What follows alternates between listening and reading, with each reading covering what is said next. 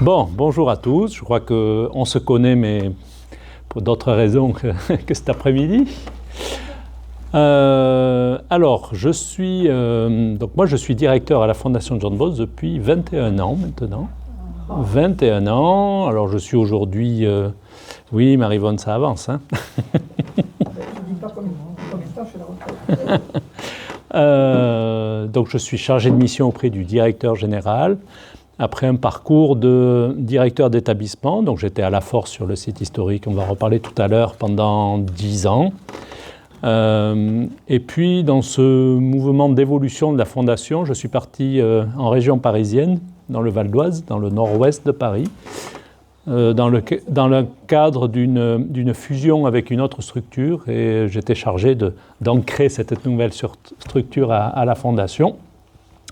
C'est une association qui s'appelait La Clé pour l'autisme, donc je dirigeais un site avec 8 établissements accueillant des personnes autistes, et des enfants notamment, puisque c'est le seul site aujourd'hui à la Fondation qui accueille des enfants dans le Val d'Oise. Voilà, donc j'y suis resté là-bas 7 ans, oui 7 ans. Et donc je suis revenu ici en 2022, alors habité à Bordeaux, mais au début le siège était à la Force toujours, oui. Et a déménagé aujourd'hui à Bordeaux. Donc nos bureaux de la direction générale se trouvent à Bordeaux, quai de Paludate, pour ceux, enfin vous connaissez tous bien sûr, en face de la Mecca juste, voilà. Il se trouve que comme je suis revenu à Bordeaux, on cherchait une église, qu'on habitait ici dans le secteur, qu'on a déjà été, membre à la paroisse de Bordeaux. Voilà, on est venu à Talence avec Heidi, mon épouse, et puis je suis devenu trésorier, par hasard. Voilà, mais ça, c'est une autre histoire. Donc, Laurence et Caroline m'ont demandé si j'acceptais de parler de John Bost et de la Fondation John Bost.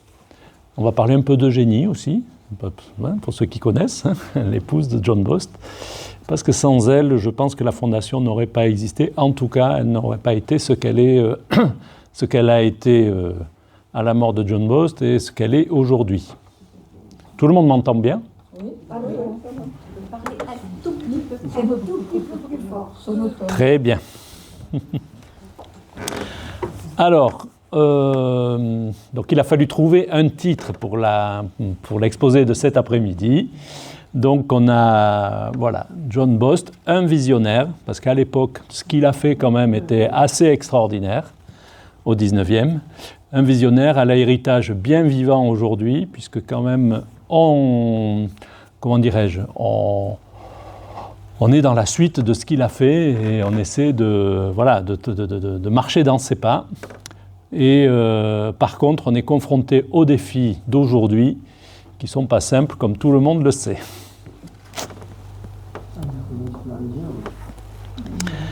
Alors, la Fondation John Bost, elle a quasiment 180 ans. Elle a été créée en 1848 en Dordogne.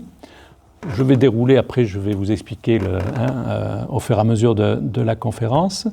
Alors, c'est une institution sanitaire, parce qu'il y a des établissements hospitaliers, on peut être, c'est comme une grosse clinique privée, si vous voulez, et des établissements médico-sociaux, donc des établissements dans lesquels on vit. C'est une institution protestante, privée à but non lucratif, ça vous le savez aussi, reconnu d'utilité publique en 1877. Donc John Bost a connu la reconnaissance d'utilité publique, ce qui pour lui a été un grand bonheur. Dès l'origine, John Bost souhaite que cet accueil se fasse dans un environnement ouvert, il l'a dit, on en reparlera un peu plus tard, sans mur ni clôture, dans lequel il voulait mettre des fleurs sur leur chemin. Leur chemin, c'est aux personnes qui l'accueillaient, en fait. L'accueil, à l'époque, s'adressait à des enfants handicapés, malades, incurables, beaucoup de jeunes filles, beaucoup de dames et jeunes filles, plus que des garçons, au départ, en tout cas. Et jusqu'à sa mort, en 1881, il a créé 9 pavillons, 9 établissements à la Force, et à sa mort, il y avait 900 personnes déjà accueillies Après, on rajoute les professionnels, mais il y avait déjà 900 personnes accueillies à la force. C'est-à-dire que c'était déjà une grosse structure, quoi. La force qui, à l'époque, avait 500 habitants. Donc vous voyez quand même...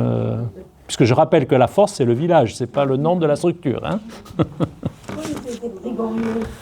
C'est à cheval sur les deux, tout à fait. On dit la force parce que le siège, la direction générale a toujours été à la force. Il y a plein de bâtiments qui sont très longs. Moitié-moitié. Et même Saint-Pierre-d'Hérault, qui est une 3e commune. C'est mon enfance. Alors, on va voir comment tout a commencé, en fait. Comment John Bost a eu cette vocation-là, qui n'est pas innée chez lui. Au départ, il n'était pas prévu qu'il fasse ce genre d'engagement, quoi.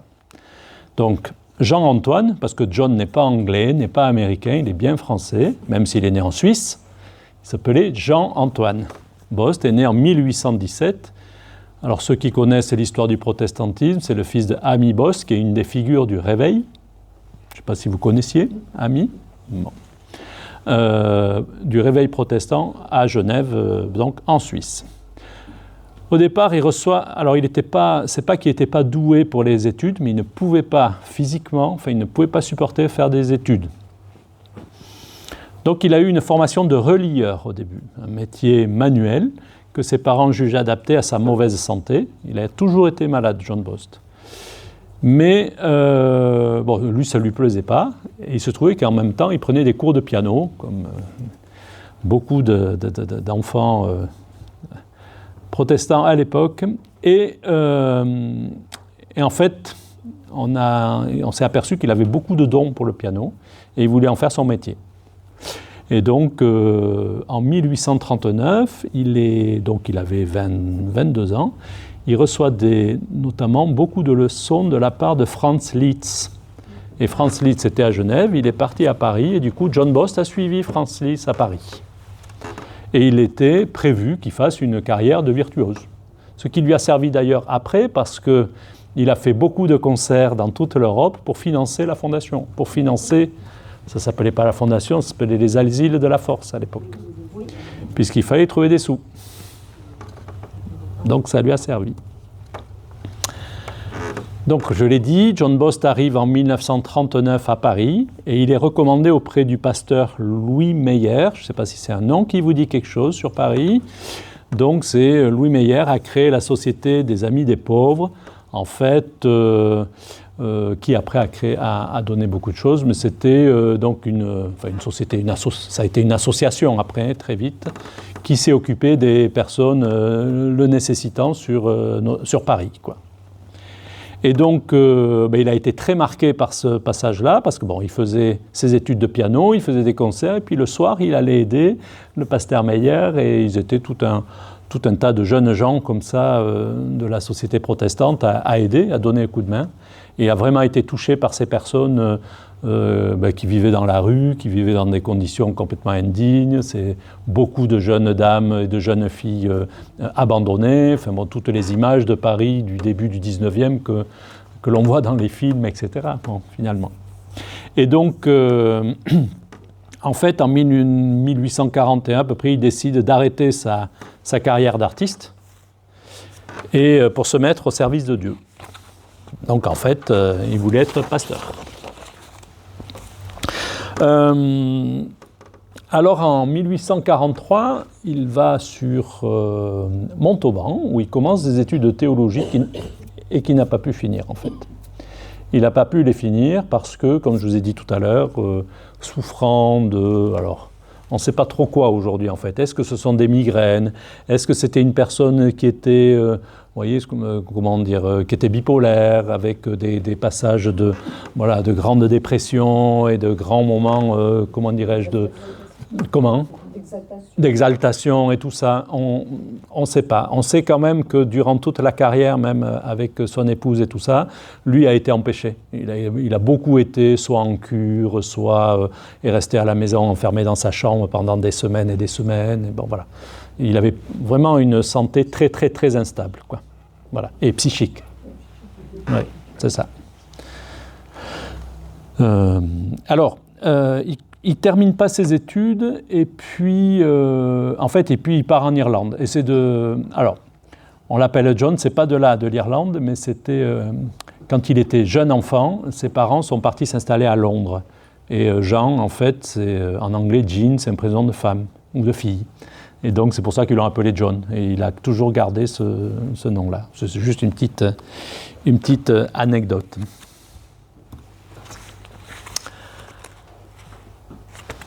Toujours pas la vocation pour faire des asiles ou comme ça. Lui, il voulait être pasteur. C'était vraiment son rêve.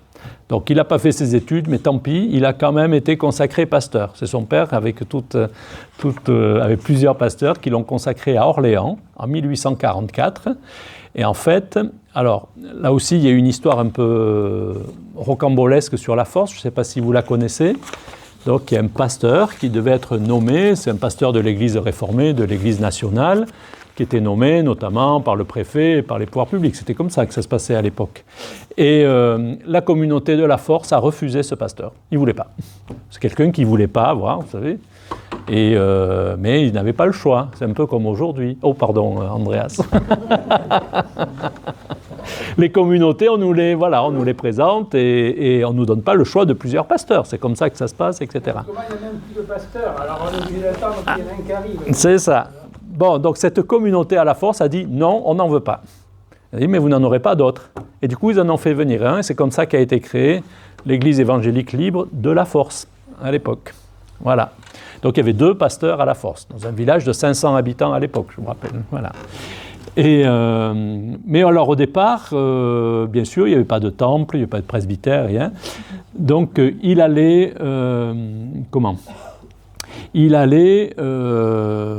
donc faire ses cultes et toute sa vie paroissiale, il circulait, mais dans une maison, chez quelqu'un, dans une famille qui s'appelait Ponterie de la Ménardie.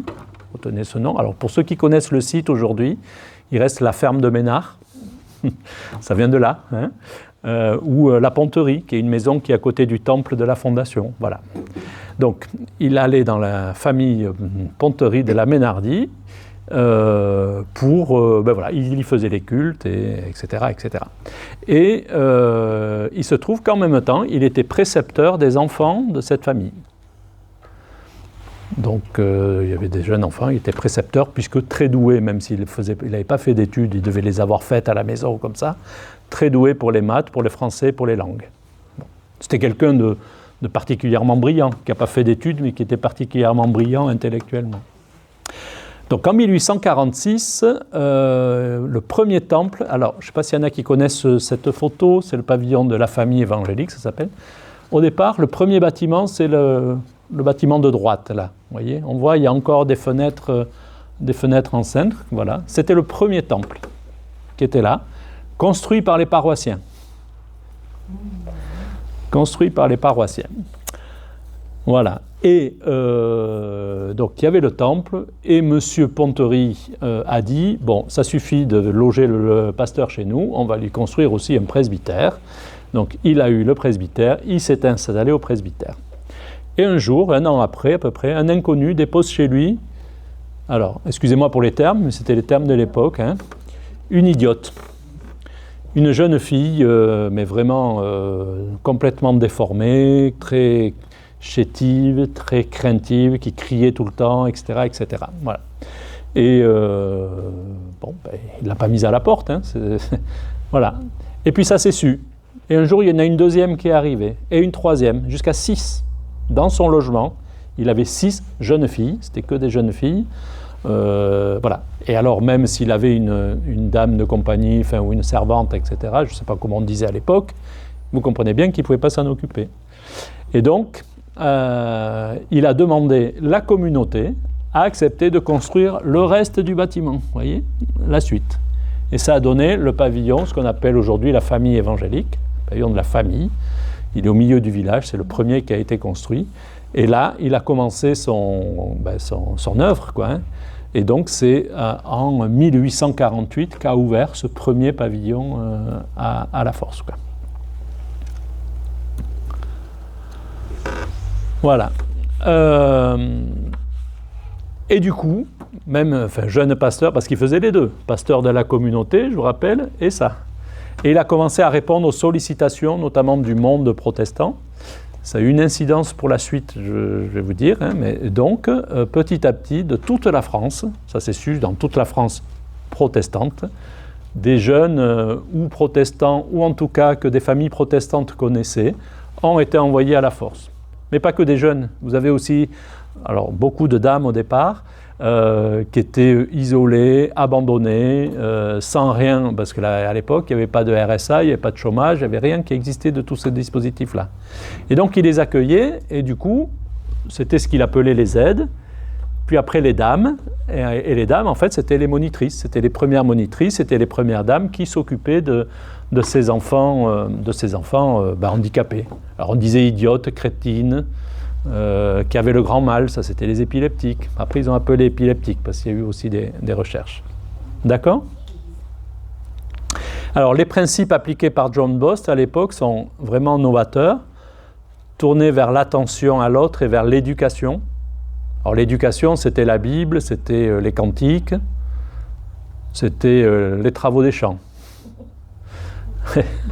Mais bon, c'était... voilà. Et donc, il crée des lieux ouverts où les pensionnaires bénéficient autant de la nourriture terrestre que céleste. Et peuvent espérer un autre avenir que celui qui était prévu pour eux. On ne sait pas comment ça finissait. Voilà. Alors, John Bost est ruiné, mais suite à son mariage avec Eugénie Pontery. Je vous ai dit, il a habité chez Pontery de la Ménardie. Donc en fait, il s'est marié avec la jeune fille dont il était précepteur. Voilà. Et évidemment, en fait, on se demande pourquoi M. Pontery a demandé au pasteur de quitter la maison très vite, quoi, vous voyez.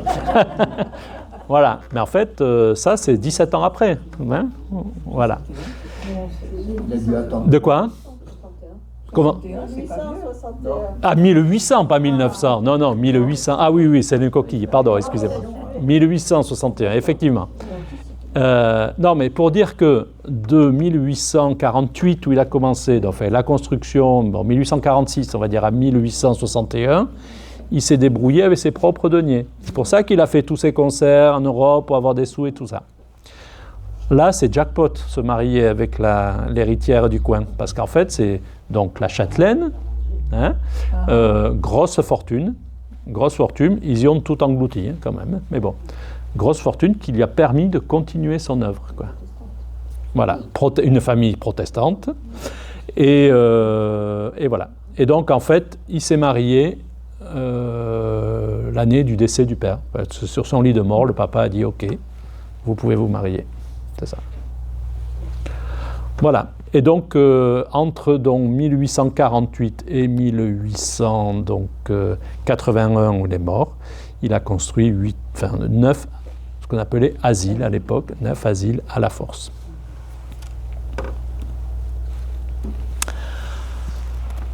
Alors, pourquoi on dit que c'est un visionnaire ? En 1830, oui, j'ai bien mis 1800, je lisais 1900, je me disais non, voilà. En 1838, en France, il y a ce qu'on appelle les lois de l'enfermement qui ont été votées. C'est quoi les lois de l'enfermement ? C'est toutes les personnes en fait, qui gênent la société, on les enfermait. Alors, les voleurs, c'est facile, on les mettait en prison. Par contre, les personnes handicapées, et notamment handicapées mentales, etc., ou même les mendiants, on les enfermait. Et c'est à cette époque-là que sont apparus ces grands hôpitaux psychiatriques avec des murs très hauts, des grilles, des cloîtres à l'intérieur, parce que c'est entre la prison et le couvent, on ne sait pas trop. Et voilà. Et vous avez quelques visionnaires comme John Bost, un moine italien salésien qui s'appelle Don Bosco aussi, je ne sais pas si c'est un nom qui vous parle. Voilà. C'est la même période, c'est la même époque. Il y a certaines personnes aussi en Allemagne qui ont été très précurseurs là-dessus. Eux ont imaginé au contraire des structures très ouvertes pour justement les inclure dans la société. À l'époque, vous imaginez, ça faisait du bruit, quoi. Bon. Donc, il préconise la liberté de circulation, le travail, l'assistance mutuelle, l'accès à la culture, la musique, il y avait le théâtre aussi, la beauté des choses.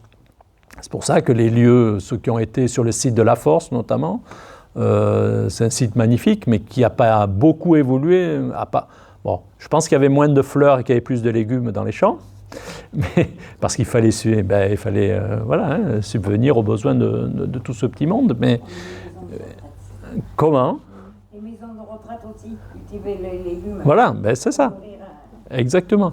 Mais il n'y a pas que nourrir. Il y a la fonction nourricière, mais il y a aussi le fait d'avoir une utilité sociale pour les gens qui sont accueillis là.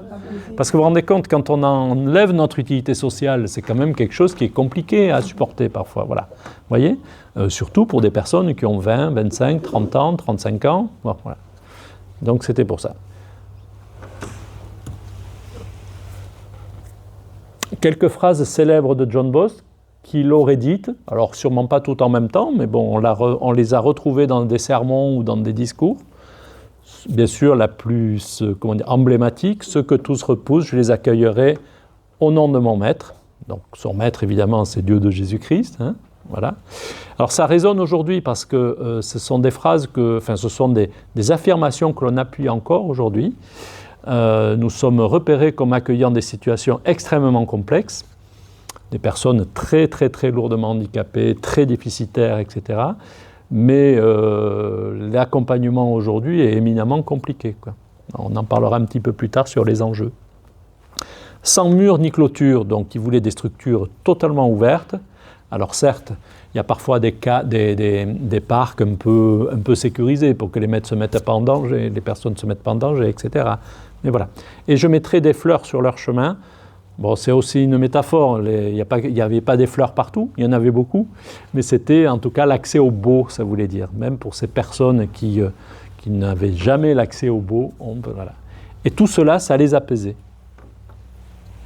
Et donc, moi je trouvais, en fait, à l'époque, ils étaient tout le temps dans la réflexion, dans le doute, et ce qui est extraordinaire, c'est qu'il a tout écrit. Tout écrit. Donc on a en ce moment, on a même engagé une archiviste pour trier tout ça, quoi. Parce que tout n'est pas dans le musée. Il y a beaucoup de choses dans le musée qui a été créé, mais il y a encore des dizaines et des dizaines de malles pleines de rapports, d'écrits, de John Boss et de contemporains. Jusqu'à ce jour, ce qui nous a le mieux réussi, c'est une hygiène appropriée aux besoins des malades. Le grand air, un exercice régulier pour forcer la circulation du sang, le calme, l'influence de la piété, la sympathie et l'affection nous paraissent réagir d'une manière efficace sur ces esprits si facilement excités. Notre devoir est de tout essayer.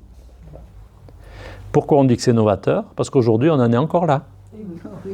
Hein, c'est vraiment la base de l'accompagnement, de nos principes d'accompagnement. C'est la base de ce qu'on appelle des recommandations de bonnes pratiques qui sont écrites par le ministère de la Santé. Alors évidemment, c'est dit différemment aujourd'hui, sans doute. Hein, mais voilà, tout ça, c'est encore vrai aujourd'hui. Et est-ce qu'on l'applique ? On a plutôt intérêt. On l'applique on a plutôt intérêt parce que c'est ce qui rend ces personnes plus apaisées, moins angoissées, etc. Alors, il y a eu une époque où on a utilisé beaucoup de médicaments, ça se fait beaucoup moins quand même, et parce que ça ne marche pas mieux.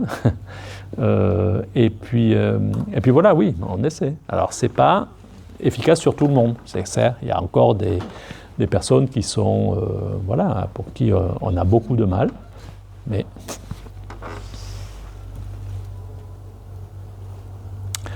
Comme moyen puissant de guérison, nous mettons en première ligne le travail. Donc ça, c'est des images de personnes handicapées qui travaillaient. Bon, il y avait des champs, vous voyez, manifestement, ce n'est pas des fleurs, ça. Créer une douce occupation, c'est distraire le malade et presque lui faire oublier ses peines.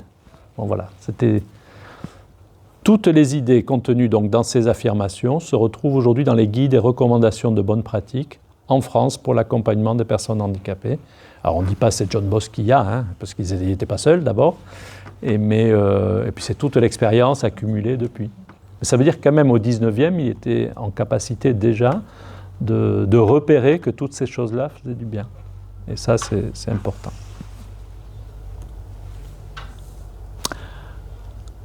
épuisés, parce que ça, je pense que John et Eugénie, ça les a complètement épuisés par leur œuvre. Ils meurent relativement jeunes, 54, 62 ans. Bon, alors à l'époque, c'était plus fréquent qu'aujourd'hui, mais en tout cas, voilà. Et donc, la fondation de John Bost, puisque à sa mort, quand même, il y a eu la création d'une fondation déjà. La fondation des asiles de la Force, ça s'appelait. Donc, eh bien, à la Force, il y avait 900 personnes accueillies, 900 personnes handicapées, on va dire, accueillies dans 9 établissements. À la Force, Prix-Ganrieux et Saint-Pierre-d'Hérault, pardon. Ce sont des communes limitrophes, en fait. Hein. Voilà. Ça va ? Alors, qui sommes-nous aujourd'hui ? On a un peu évolué depuis, quand même. On a bougé. Et on a surtout grandi. C'est petit. Est-ce qu'on y voit bien ? Alors, je vais me lever, ça vous va ? Alors, aujourd'hui, il y a plus de 2000 personnes accueillies à la Fondation. À l'époque, c'était 900, donc ça peut évoluer un peu, ça a doublé, oui, quasiment. Donc, nous gérons 42 établissements et ou services dans 4 régions. Bon, la Nouvelle-Aquitaine, bien sûr, l'Occitanie, pas oublié, la Normandie et l'Île-de-France, la région parisienne. Alors, je vais vous faire fi des 15 agréments, parce qu'en France, on aime beaucoup mettre les gens dans des cases, hein, en fonction des profils, etc., etc. Ce qu'il faut retenir, c'est qu'il y a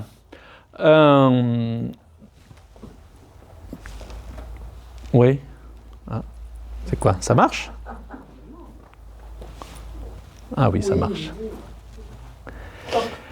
Alors, il y a ce qu'on appelle un secteur sanitaire, des cliniques, comme à l'hôpital. Donc, vous avez 3 endroits. Ici, Talence, pas loin, la rencontre. Donc, vous avez à La Force, un gros secteur psychiatrique qui a toujours existé, à Montauban, et une structure qui nous a rejointe, le refuge protestant à Mazamet. Donc, il y a un service de... C'est nouveau, ça ? Oui, ça a 3 ans, mais c'est nouveau. Une structure de rééducation, SSR, SMR maintenant, service de rééducation, voilà, avec un EHPAD. Donc on gère des EHPAD aussi, donc il y en a une à La Force, Tibériade, à Lons près de Pau, c'était l'entraide protestant qui a été repris, et donc le refuge protestant aussi, c'était un EHPAD, en fait c'est un EHPAD avec un service de rééducation à coller, et donc qui ont rejoint la fondation, voilà. Tout le reste, c'est ce qu'on appelle du médico-social. Donc, il y a des accueils de jour, il y a des soins au domicile, il y a des foyers. Là, ici, il y a une partie maison d'accueil spécialisée, il y en a beaucoup à La Force.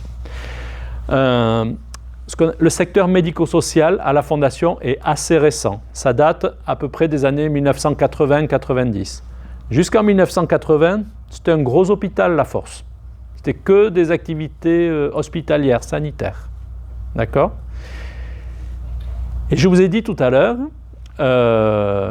les patients qui venaient là venaient de toute la France, du monde protestant en général, mais de toute la France. Il y a eu un grand virage dans les années 70. Pour la première fois en 1970, la Fondation John Bost a touché une subvention de l'État. OK ? Jusque-là, ça vivait exclusivement des dons. 70, la fondation était très pauvre. Hein. Voilà, et c'est pour ça qu'ils ont appelé au secours finalement l'État pour les aider. Bon, ça s'est fait petit à petit. Et puis il y a eu, donc 70, 80, 90, quelques établissements ont été transformés en médico-sociaux, donc les EHPAD. Il y a eu quelques maisons d'accueil spécialisées qui ont été créées, des foyers. Et alors, je ne sais pas si vous connaissez le secteur ou l'hospitalisation en psychiatrie en France. Il y a ce qu'on appelle des secteurs. C'est-à-dire que chaque personne, chacun de nous, avons un domicile et donc nous avons un secteur de psychiatrie de référence qui est en fonction de notre domicile. D'accord ? Mais là, on a un établissement qui n'est pas rattaché à un secteur. On a un établissement, Fondation John Bost, qui n'est pas public, ce n'est pas de la psychiatrie de secteur.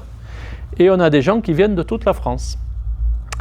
Et des gens qui viennent de toute la France avec des gens dont le secteur psychiatrique peut être Lille, Paris, Nice, Nîmes et tout ça. Voilà. Donc on nous a dit, vous n'avez plus le droit de faire de la psychiatrie hors secteur. Ça veut dire qu'on va vous fermer. Bon, alors ça, je schématise, mais c'est à peu près ça. Donc, grande négociation, donc on se transforme en médico-social. Très bien. C'est pour ça que là, à partir des années 1990-2000, beaucoup de foyers, de maisons d'accueil spécialisées ont été créés, et d'EHPAD. Mais dans les années 95-2000, il y a eu les lois sur la décentralisation. Ça veut dire quoi? Ça veut dire que tout ce qui concerne la santé, même si on dit que c'est la Sécu, c'est pas la Sécu qui paye, c'est la CPAM, et c'est les caisses régionales de la CPAM, donc voilà, et les départements.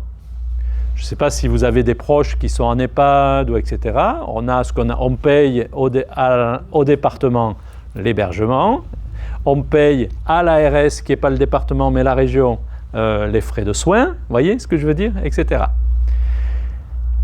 Et comme c'est des financements du département et de la région, le département et la région nous ont dit « Vous êtes bien gentils, mais on ne va pas payer pour des gens qui viennent de Paris, de Bordeaux, du Havre, de Nice, de Nîmes et tout ça. Donc, ces gens-là, il faut qu'ils repartent vers chez eux. » Comprenez? Donc, on s'est encore gratté la tête. Oui, mais si vous nous les enlevez, on va vous les mettre sur les bras et vous vous débrouillez avec eux. Alors, ça ne s'est pas passé comme ça, mais voilà. Du coup, il y a eu un grand mouvement de réduction de lits sur la Dordogne. En 2005, quand je suis arrivé en Dordogne, il y avait encore 1000 personnes accueillies. Aujourd'hui, il y en a 700. Il y a eu 300 lits de fermés en Dordogne, entre 2005 et aujourd'hui, en 20 ans. Par contre, le deal, c'est qu'on a pu ouvrir des structures auprès des pôles urbains et de là où vivaient les gens. C'est pour ça qu'il y a eu tout ce gros mouvement de transformation de la fondation, de réduction en Dordogne et d'ouverture vers l'extérieur. Il y a eu, dans les années 2000, alors Sarkozy c'était quoi, 2007, c'est ça, 2007-2012 je crois. Dans les années 2010, on va dire, il y a eu une volonté politique de faire que les associations, ce qu'on appelle les gestionnaires, se regroupent. Il faut savoir que dans le secteur du médico-social, en 2000, il y avait 30 000 opérateurs sur toute la France. Avec des personnes, il y avait des EHPAD de 10 lits, ça existait. Et vous aviez un opérateur. Vous aviez des groupes comme la Fondation qui avaient 1000 lits, des gros. Mais il y a des petits, des gros. C'était vraiment très... Voilà. Et donc le gouvernement a dit non, ça c'est fini. Les gens se regroupent pour faire des grosses structures avec qui on discutera. Et donc ce qu'il fallait faire, c'est qu'à minima par région, pour être représentatif, il fallait 400 lits, en gros. 400 places. On ne parle plus de lits, mais bon. Et nous, on était très gros en Dordogne, mais on avait un seul établissement en Normandie, un seul établissement en Île-de-France, bon voilà. Et puis, il fallait que les petites associations qui existaient se regroupent avec des gros, voilà. Donc, les protestants se sont tournés vers nous, beaucoup. Donc, c'est pour ça qu'on a repris l'entraide protestante, le refuge protestant. Après, vous avez d'autres types d'associations qui ont fait appel à nous. Ce sont ceux qui étaient sur le champ du handicap, qui faisaient un peu la même chose que nous, mais avec qui étaient en phase avec nos valeurs. Donc vous avez une association ici dans le Limousin qui s'appelle l'AREA, là à Bellac. Non, Nexon existait. Alors ça, c'était avant. Nexon, c'était une volonté. Effectivement, le foyer a rejoint la fondation en 1980. Mais en 2020, il y a une autre association au-dessus, au nord de Limoges, qui s'appelait l'AREA. Ça s'appelle le village des Gâtines maintenant. Où il y a 3-4 établissements qui a rejoint la fondation et qui n'est pas du tout protestant, mais ils ont les mêmes valeurs et ils accompagnaient le même type de personnes que nous. Et la même chose en Île-de-France, la Clé pour l'autisme, donc là c'est pour ça que je suis parti là-haut, donc a rejoint la fondation, voilà. Et en parallèle, on a créé de nouveaux établissements, comme la Rencontre, comme la Masse de Magdala, c'est au Havre, Sarepta, c'est à Épouville, c'est à Roumar, c'est à Rouen. On a créé le Famecea ici à Anglette. Qu'est-ce qu'il y a eu comme création plus? Alors tout ça existait, c'est sur le site de la Dordogne. Bon, voilà. Et c'est comme ça qu'on a grossi et qu'on est parti un peu dans tous les sens, quoi. Alors aujourd'hui, on essaie de... Oui, on a eu une crise de croissance, hein. On a doublé en 12 ans quasiment. Doublé de nombre de personnes accueillies, doublé de nombre de professionnels. Et pour la direction générale, pour la gouvernance et tout ça, c'est très indigeste, hein. C'est très compliqué quand même, hein. Voilà. Donc là, on a demandé un moratoire de 7 ans. On dit plus de rapprochement, pendant 7 ans, on stabilise, quoi. Et on a du mal à stabiliser. Mais ça, c'est encore un autre problème. Voilà. Voilà comment, enfin, hein, finalement l'évolution récente de la Fondation et expliquer pourquoi.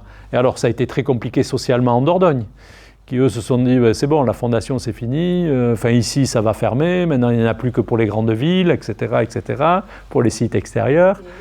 En plus il y a 3 ans, qu'est-ce que j'ai fait ? En plus il y a 3 ans, la direction générale est partie à Bordeaux, alors que c'était un marqueur quand même à la force qui était important. Eh oui, bon, ben on évolue.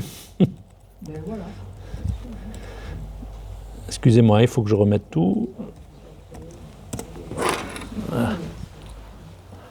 Voilà. Pour accompagner tout ça, on a créé aussi à Bergerac un centre de formation. Centre de formation au métier du soin et de l'accompagnement. Et ce centre de formation, depuis 2 ans, est en convention avec Bagatelle et donc permet aussi à Bergerac d'avoir une antenne de l'IFSI de Bagatelle. Donc on forme des infirmiers, des aides-soignants, des éducateurs spécialisés, moniteurs éducateurs, des chefs de service. En gros, voilà. Et puis après, tout un tas de formations continues pour les professionnels existants. Donc ça, c'est la Fondation aujourd'hui.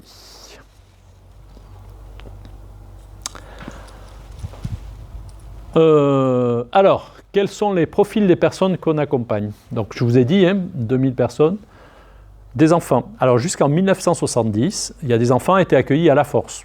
Je ne sais pas si vous avez connu, dans vos proches, il y a des personnes qui sont rentrées à la Fondation très jeunes, même enfants.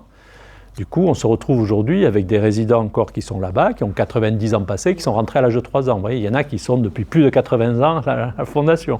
Quand vous avez des jeunes professionnels qui arrivent à la Fondation, depuis quand vous êtes là, depuis 80 ans, pour eux, c'est pas possible, quoi. Voilà, bon. Dans les années 1970, la Fondation avait arrêté d'accueillir des enfants parce qu'il y a eu beaucoup d'IME qui ont été créés avec les ADAPI qui se sont créés, tout ça et tout ça. Ils faisaient ça très bien. Il n'y a pas de raison de faire la même chose, quoi. Je ne sais pas si les papillons blancs, est-ce que c'est des structures qui vous parlent, et voilà, et ça marche très bien. Alors on était très en lien avec eux, mais c'était les autres qui faisaient. Sauf que depuis donc 2015, nous avons repris des établissements, la Clépo-Teams dont je vous ai parlé, nord de la France, et là il y a 3 établissements pour enfants. Donc, c'est pour ça qu'on dit qu'à nouveau on accueille des enfants à la Fondation. Mais c'est vraiment pas notre cœur de métier, c'est très très différent, qu'accueillir des adultes et tout ça, ça c'est sûr. Des enfants, des adolescents, des adultes, des seniors, puisque ben oui, il y a des EHPAD, et puis même dans des établissements pour personnes handicapées, vous avez des gens qui prennent de l'âge, et à partir du moment où ils continuent à profiter, vous savez, il n'y a pas de limite d'âge dans les établissements médico-sociaux. On n'a pas le droit de rentrer, je parle pour le handicap adulte, on n'a pas le droit de rentrer après 60 ans. Par contre, si à 60 ans passés, on profite encore et si c'est adapté, ben voilà, on peut rester, il n'y a pas de souci. Il n'y a aucune obligation de partir en EHPAD après un établissement médico-social. On le fait pour des personnes qui ont besoin de plus de calme, parce qu'il faut savoir que dans les établissements, ce qui est compliqué avec ce que je n'ai pas dit dans toute cette période, c'est que l'espérance de vie, elle augmente chez nous, mais elle augmente aussi chez les personnes handicapées, et encore plus vite.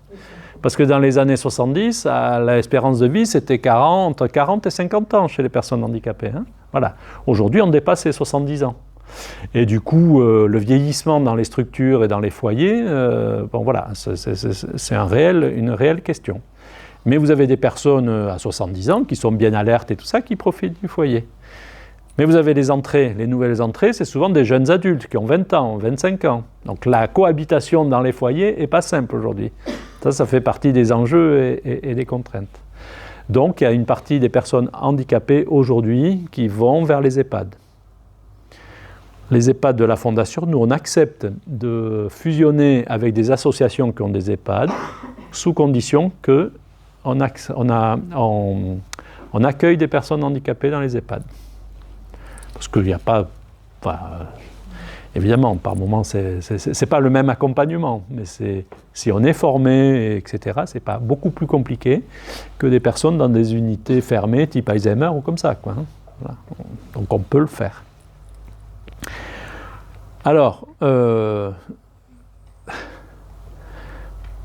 j'ai toujours du mal à dire qu'on est expert, parce que, bon, en tout cas, ni spécialiste, mais bon, les 4 grands profils de personnes que nous accueillons, donc les plus nombreux à la Fondation, c'est alors maintenant on appelle ça trouble du neurodéveloppement, à une époque on appelait ça trouble envahissant du développement, c'est les personnes dont TSA c'est trouble du spectre autistique, donc c'est les personnes autistes et déficientes intellectuelles.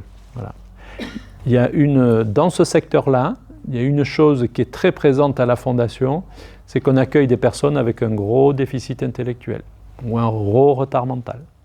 C'est vrai que dans ces structures-là, notamment pour autistes, on n'a pas, entre guillemets, de personnes autistes au niveau, type Asperger, type choses comme ça.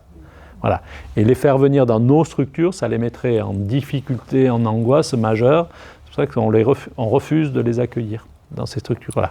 On les oriente vers d'autres qui savent mieux faire que nous, mais nous, on n'est pas partis là-dessus. Ce que tous repoussent. Hein. Nous, on est vraiment focus, en tout cas dans ce secteur-là, focus sur les plus lourdement handicapés. Et qui souvent n'ont aucune solution ailleurs. Polyhandicap, donc il y a quelques structures, personnes polyhandicapées. Alors, le polyhandicap évolue aujourd'hui. Autrefois, on avait beaucoup de personnes qui venaient suite à des accidents autour de la naissance, suite à des encéphalites, suite à des vaccinations. Enfin, tout ce genre d'accidents qu'il pouvait y avoir dans les années 50, 60, etc., il y en a beaucoup moins aujourd'hui. Accidents de cordon, ou des... Voilà. Et puis les réanimations de bébés se font dans de meilleures conditions et ont de meilleurs pronostics qu'à l'époque. Voilà. Par contre, on voit beaucoup apparaître là-dedans des personnes qui souffrent de maladies neurodégénératives.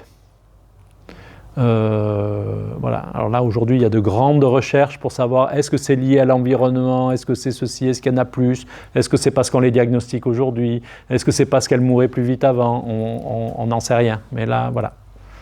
Maladie, oui. Oui, tu as dit que vous ne pouviez pas accueillir des gens âgés plus de 60 ans. Si. Or, les maladies neurodégénératives, c'est souvent au-delà. Enfin, la grande majorité. Il y en a beaucoup dans l'âge 40-50 ans. Là, d'accord. Et oui. Non, dans les établissements pour personnes handicapées, on ne peut pas accueillir de personnes qui ont plus de 60 ans.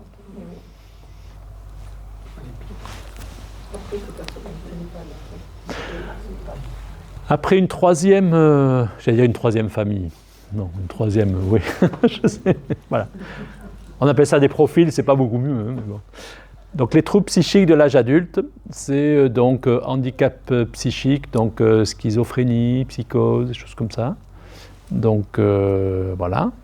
Et puis alors tout ce qui est vieillissement, donc vieillissement, alors là-dedans on a mis aussi les EHPAD, mais aussi tout ce qui est vieillissement des personnes handicapées.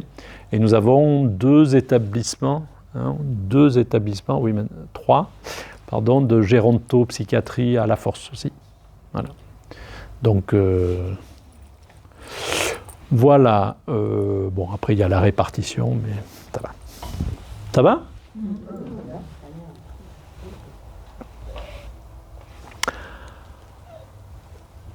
Voilà. Donc, alors, la Fondation accueille sans exception, sans distinction, toute personne vivant avec handicap. Bon, là, on module un peu, hein, parce que c'est en fonction des capacités d'accueil, bien sûr, et des secteurs et des régions, vous avez bien compris.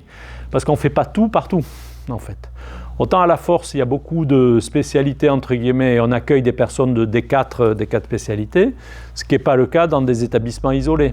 Parce qu'on le voit, et notamment c'est un de nos gros problèmes ici à la rencontre, c'est la cohabitation de différentes pathologies, avec des modalités de prise en charge très différentes.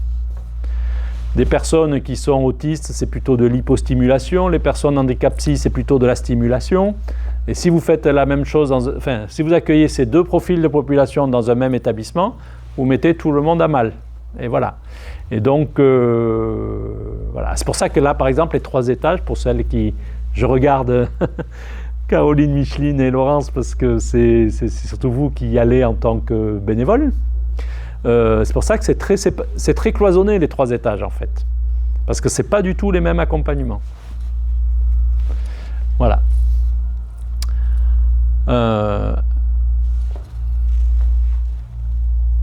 Alors, les lieux de vie. Je vais vous montrer un petit film, si je peux. Est-ce que ça marche déjà? Ah oui. Pour vous montrer ce qu'est devenu le plateau à la Force. Vous connaissez tous?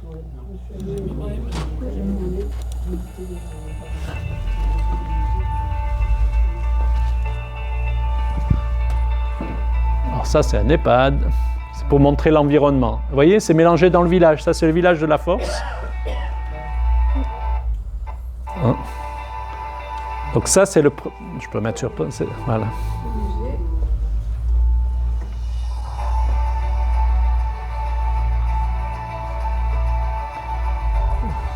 Bon, c'est pas très joli comme image, c'est pas très fluide.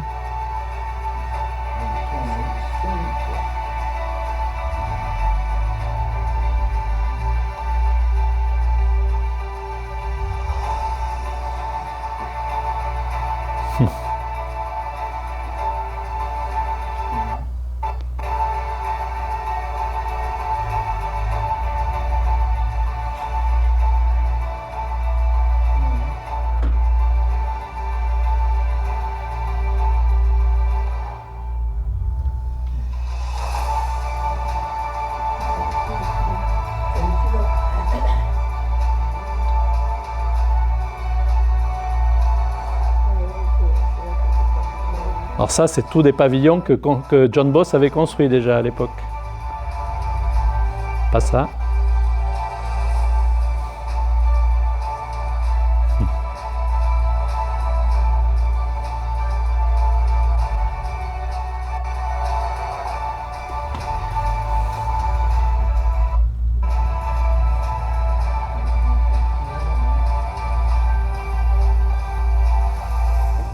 Et voilà.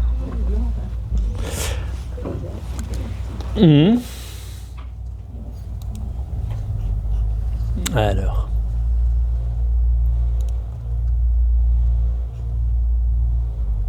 Ça vibre. Ça vibre, ça vibre.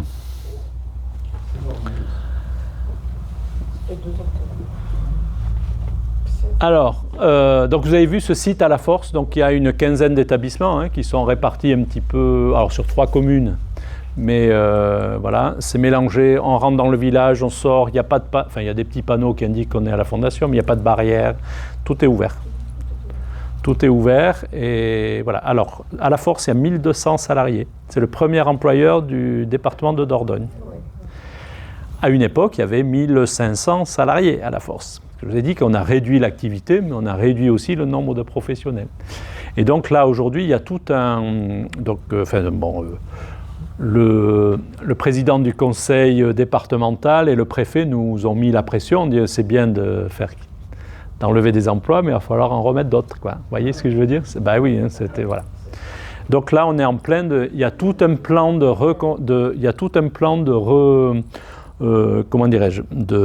restructuration du site de Dordogne, notamment, avec des nouvelles activités qui ont été créées ou qui vont se créer.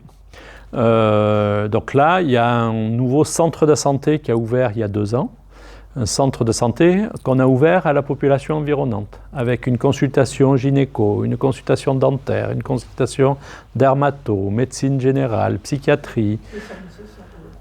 Pardon. Eh oui.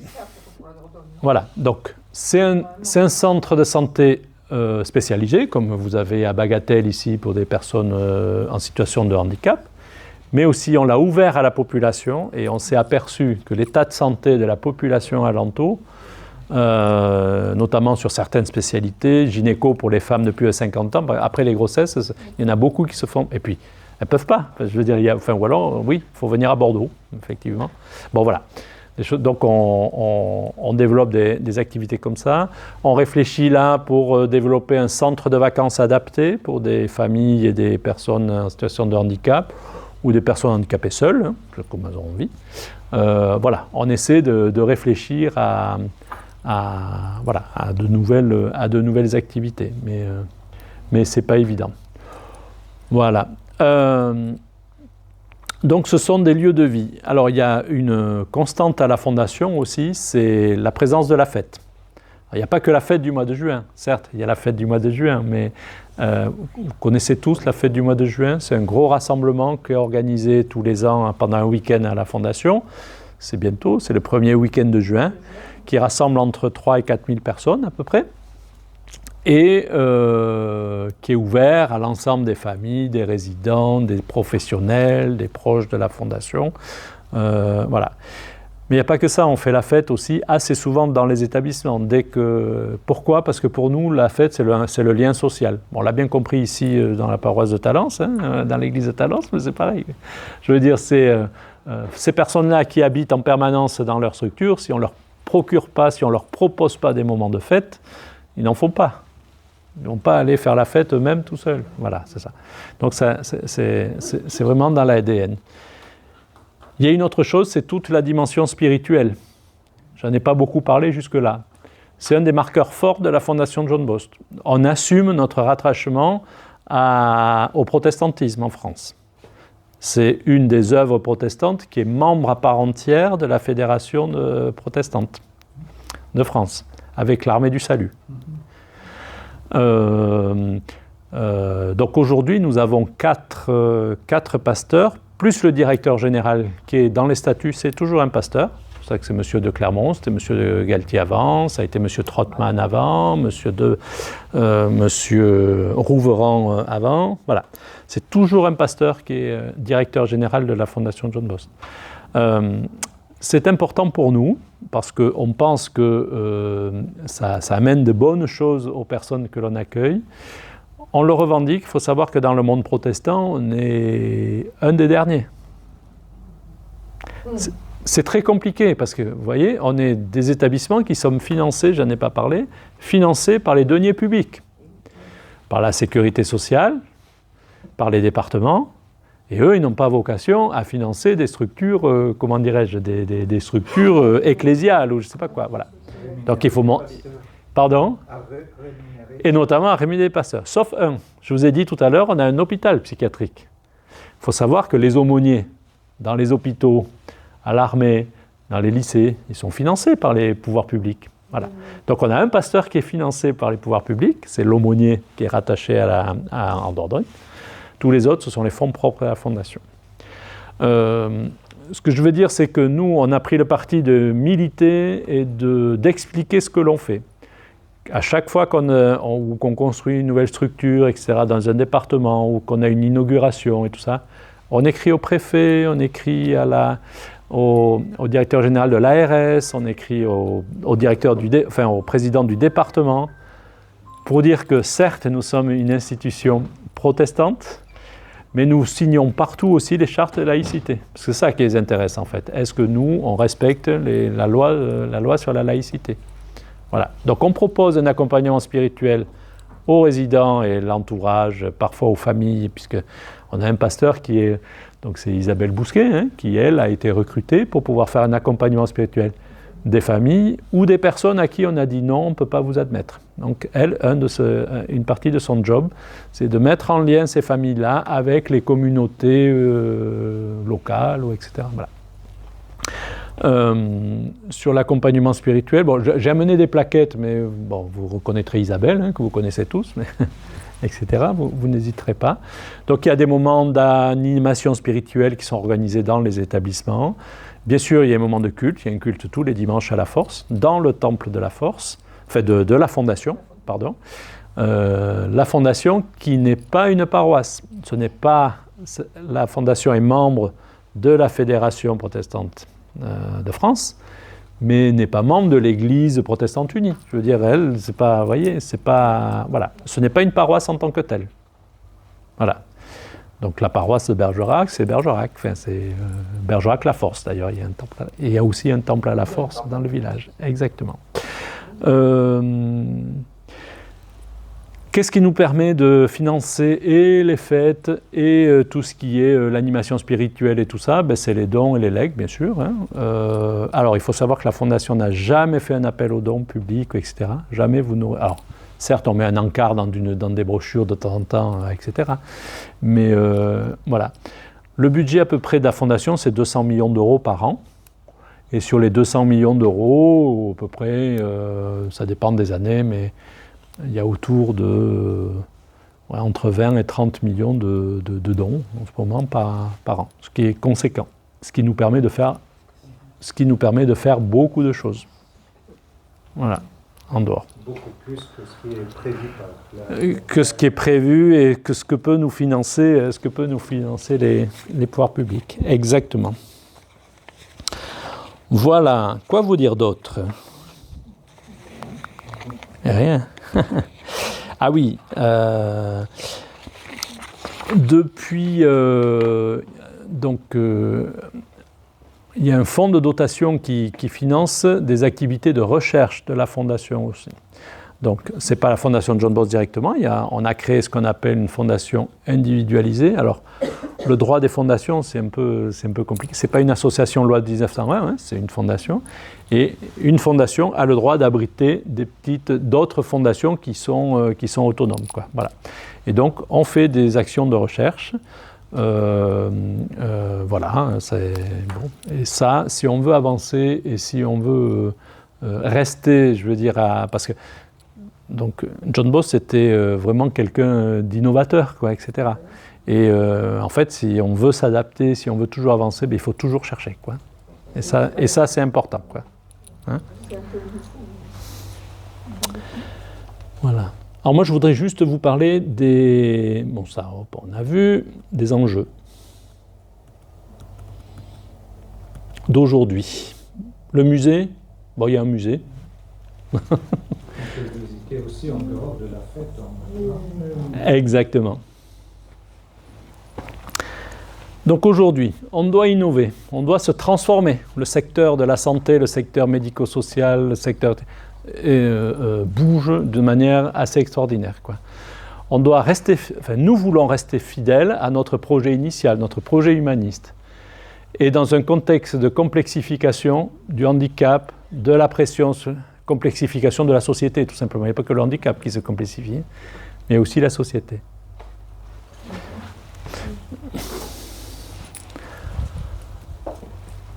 L'adaptation, on doit adapter l'accompagnement.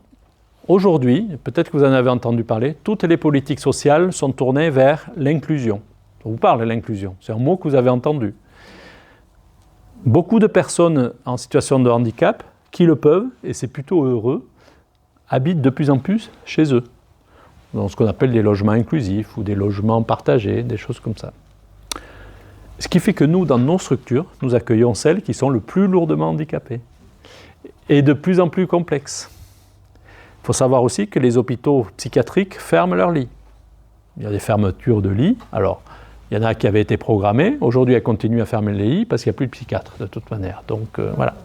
Ça veut dire que toutes ces personnes-là qui ont des gros troubles, etc., qui étaient accompagnées, qui étaient hospitalisées, on les retrouve dans nos structures. Andreas entend souvent du bruit à côté. C'est ça. Je veux dire, ce sont des personnes, ça, qui étaient en hôpital psychiatrique à l'époque. Voilà. Donc, nous, il faut ce sont des personnes à l'accompagnement de plus en plus complexes qu'il faut qu'on apprenne à accueillir dans nos structures. Donc, innover, renforcer la recherche, c'est important. Ça va très vite. Aujourd'hui, on a l'IA qui peut nous aider. On n'a pas peur. On a un peu peur parce que les fuites de données personnelles, les choses comme ça, on est hacké très souvent. Hein. Je veux dire, ça, il ne faut pas se leurrer.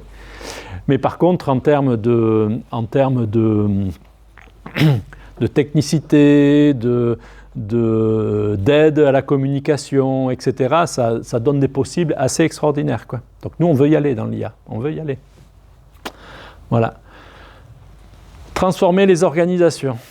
Aujourd'hui, la société, les personnels, les professionnels, ce ne sont pas les mêmes qu'il y a même 20 ans, quoi. Il faut que nous, on s'adapte. Moi, je suis un peu dépassé maintenant, j'avoue. Mais ce ne sont pas les mêmes personnes qu'on a en face, quoi. Et ça, donc, il faut qu'on adapte nos modes de management. Le respect de la figure tutélaire, ça, c'est terminé. Hein. Ça a marché dans les années 80, 90, même avant. Maintenant, ça, c'est même plus la peine, quoi. Nous, on est le... Voilà, on est le méchant patron, on est le vieux qui comprend rien. Voilà. La communication, maintenant, ben, c'est tout... c'est même plus l'ordinateur, c'est le petit téléphone, maintenant. Donc, bon, bref.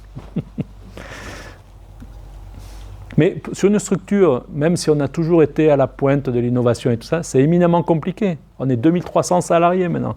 Comment on embarque tout le monde? Et on s'aperçoit qu'on a des personnes, finalement, on pensait que même les jeunes, que tous les jeunes savaient se servir des ordinateurs, donc on a tout informatisé. Le dossier administratif, maintenant on vous demande de faire les demandes d'admission à distance, via trajectoire, je ne sais pas si c'est les noms qui vous parlent, mais maintenant pour faire une demande d'admission dans une structure, il faut rentrer dans les choses. Très bien. Bon, voilà.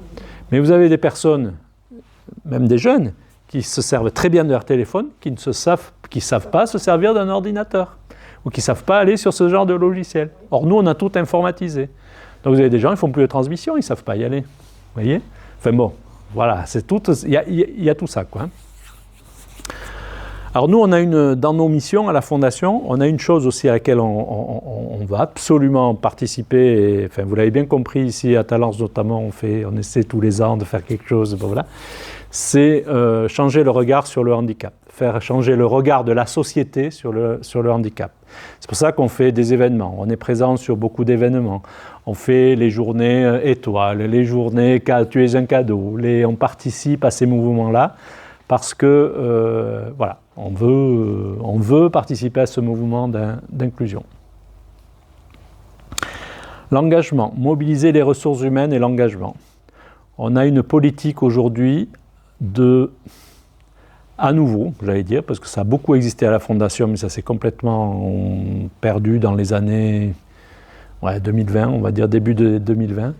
C'est tout ce qui est bénévolat et volontariat. Bénévolat, donc on a aujourd'hui recruté quelqu'un chargé de mission bénévolat, donc David Honegger, c'est un nom qui doit vous parler. Voilà, parce que le bénévolat, faut savoir que dans nos structures, il y a obligation de le structurer. Vraiment qu'il soit voilà. C'est-à-dire qu'on doit signer des conventions, enfin, voilà, il y a des problèmes de responsabilité, des problèmes, voilà. Donc, il a fallu mettre un peu d'ordre. Il faut savoir qu'on a à peu près, on n'est pas loin de 300 bénévoles à la Fondation. C'est pas rien, hein, c'est une grosse, voilà. Et c'est super. Et les établissements, et ça, c'est une des réussites de ces derniers mois, c'est que les directeurs d'établissements et les établissements en redemandent. C'est-à-dire, voilà. Et pareil pour le volontariat. Volontariat, service civique, volontaire de l'année diaconale, des personnes dans ce cadre-là. Traditionnellement, à la Fondation, on a toujours accueilli des personnes comme ça. Ça s'était perdu, puisque pendant 5 ans, il y en a eu 0. Voilà. Aujourd'hui, on est à 20 jeunes du service civique accueillis à la Fondation. Alors, pas qu'à la Force. Alors, à la Force, ils sont 10, certes. Mais il y en a au Havre, il y en a à Anglet, il y en a dans le Limousin, il y en a partout. Et ça, pour nous, ça permet d'attirer des jeunes pour venir vers nous, puisque le service civique, c'est jusqu'à 25 ans. Des jeunes qui souvent, soit ont commencé des études, n'y voyaient plus de sens, veulent se réorienter, mais n'osent pas trop, viennent chez nous pour découvrir un nouveau métier, découvrir un nouvel accompagnement. Et sur les 3 dernières années, 60% des volontaires que nous avons eus se sont engagés dans des formations du métier de l'accompagnement. Et ça, pour nous, c'est un grand facteur d'espoir, en tout cas. C'est un gros espoir qu'on met là-dedans. Voilà. Mais en même temps, on ne veut pas perdre dans toute cette transformation notre identité de fondation protestante. Comment ? C'est très dur. Oui, mais enfin, nous, on l'assume. Hein. Alors, on fait partie, on est membre de la Fédération d'entraide protestante. Vous connaissez la Fédération d'entraide protestante ? Voilà. Donc, on est membre. Il y a des gros mastodontes comme la Fondation, type Amis de l'Atelier, Diaconesse de Reuilly, Zone 9 en Alsace, Armée du Salut, etc. Effectivement, il faut lutter. Et c'est plus la priorité de même certaines de ces grosses structures, quoi. Nous, le conseil d'administration est très à cheval là-dessus.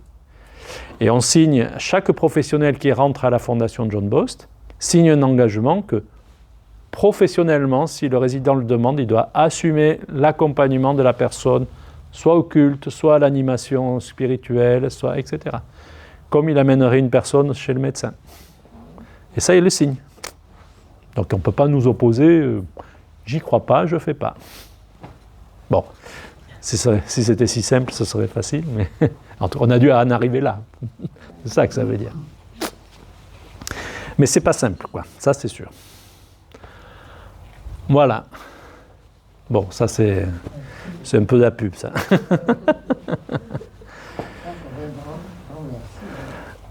Alors, il faut savoir que nos structures, les structures médico-sociales en général, on traverse actuellement des grosses zones de turbulence. Financièrement, 75% des structures accueillant des personnes handicapées sont en déficit en France aujourd'hui. Nous, ça va, on a des fonds propres, vous l'avez bien compris, qui permettent de tenir.